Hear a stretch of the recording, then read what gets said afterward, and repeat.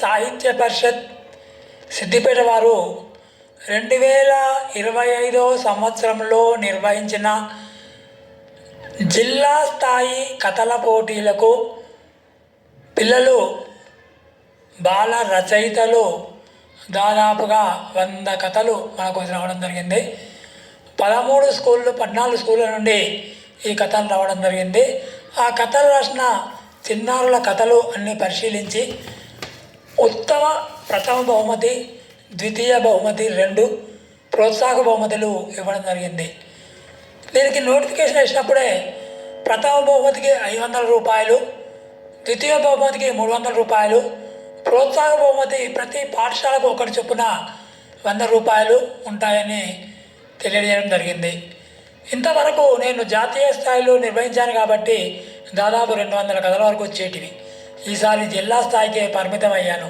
చూద్దాం ఇలా ఎలా ఉంటుందో అనే ఉద్దేశంతో చేస్తే కథలు తక్కువగా వచ్చినాయి కాబట్టి ఆ కథలలో ఉత్తమ కథలను తీసుకొని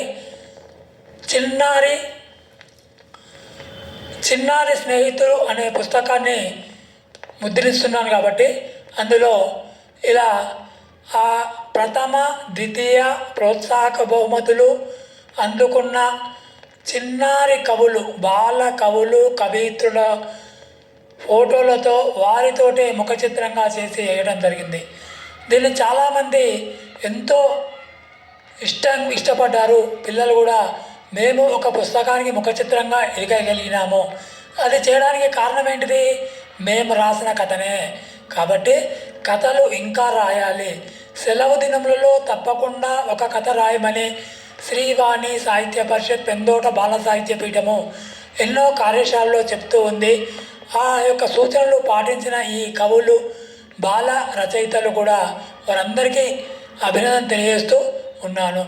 అలాగే ప్రోత్సాహక బహుమతి వచ్చిన వాళ్ళకు సంతోషం ఉంటుంది.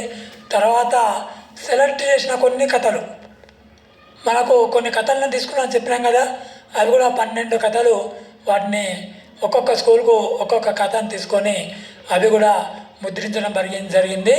వారికి కూడా అభినందన తెలియజేస్తున్నాను. ఇలా చేయడం పిల్లలకు చాలా ఉత్సాహంగా ఉంటుంది. అలాగే ప్రోత్సహించిన ఉపాధ్యాయులను కూడా మనం తక్కువ చేయకూడదు. వీరుంటేనే వారు బయటకు వచ్చారు కదా.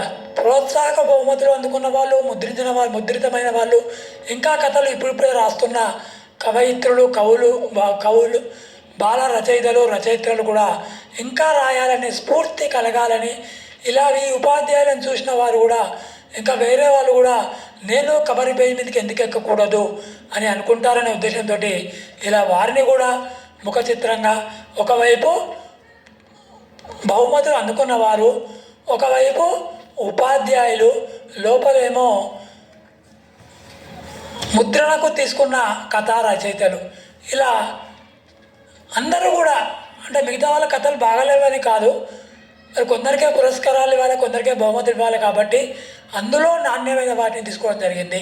ఇలా తీసుకున్నందుకు మిగతా బాల రచయితలు కూడా నన్ను తప్పు పట్టకుండా మళ్ళీ ఇంకా కొంచెం మెరుగుపరుచుకొని బాగా రాస్తే బాగుంటుందని తెలియజేస్తున్నాను.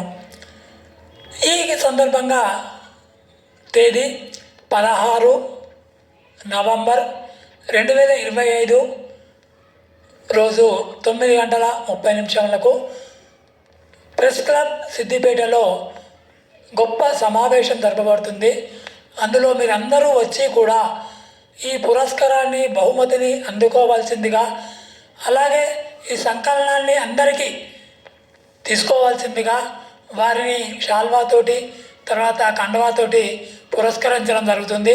ఉపాధ్యాయులు కూడా అందరు రావాల్సిందిగా, వారిని ప్రోత్సహించిన ఉపాధ్యాయులు కూడా పేరున అందరిని పిలుస్తున్నాను, వారందరూ రావాల్సిందిగా. అలాగే తల్లిదండ్రులు తమ బిడ్డ కానీ కొడుకు కానీ ఒక రచయితగా ఎదిగాడా, వానికి ఇంత మంచి పేరుందా, వానికి ప్రైజ్ వచ్చిందా, వాని కథను పుస్తకంలో వేసుకున్నారా అని అనుకుంటూ వారు కూడా రావాల్సిందిగా ఇదే ఆహ్వానిస్తున్నాను. ఇక్కడ చూసినట్టయితే మనకు చాలామంది పిల్లలు కథలు రాస్తూ ఉంటారు. వారందరూ కూడా మేము రాయాలి అని మనకు అనిపిస్తుంది. వారు రాస్తూ ఉండాలి. అలా రాస్తూ ఉంటేనే బాగుంటుంది అనేది వారికి తెలపాలి. ఇక్కడ ఉమాదేవి, కాంతికృష్ణ, అనిశెట్టి సతీష్, శ్రీనివాసరెడ్డి, కరుణ గారు, వరకో లక్ష్మయ్య గారు, మాధురి వెంకటేశం గారు, గణేష్ గారు, కోనం పరశురాములు గారు, రఫీక్ గారు, శివనూరి లలిత గారు, ఇలా వీరందరినీ కూడా పేరు పేరున ఆహ్వానిస్తున్నాను. మీరందరూ కూడా ఆదివారం నాడు 9:30 వరకే వస్తే మీ పుస్తకావిష్కరణ కాగానే పిల్లలకే ప్రథమంగా సన్మానం చేసిన తర్వాత భోజనం ఉంటుంది, చేసి ఈ పిల్లలకు పంపించవచ్చు. కాబట్టి తల్లిదండ్రులు ఎవరో ఒకరిని రమ్మనండి. ఇద్దరు వస్తే సంతోషమే, వద్దని కాదు, వారికి కూడా తగు రీతిలో సన్మానం చేద్దాం మనం. అలాంటి రచయితలను కన్న తల్లిదండ్రులు కూడా గొప్పవాళ్ళే. ఉపాధ్యాయులు, తల్లిదండ్రులు, ఇంకా ప్రధాన ఉపాధ్యాయులు కూడా వస్తే మనకేం బాధ లేదు, వస్తేనే బాగుంటుంది. ఎందుకంటే వాళ్ళ ద్వారా చిన్న విషయమైనప్పటికీ మనకు తెలంగాణ సారస్వత పరిషత్తు వాళ్ళు, మన బాల చెల్మి వాళ్ళు ఇలా పోటీలు పెట్టి, మన మాజురాజు కామేశ్వరరావు గారు ఇలా చాలామంది కథల పోటీలు పెట్టి వాళ్ళకు ప్రైజులు ఇస్తున్నారు.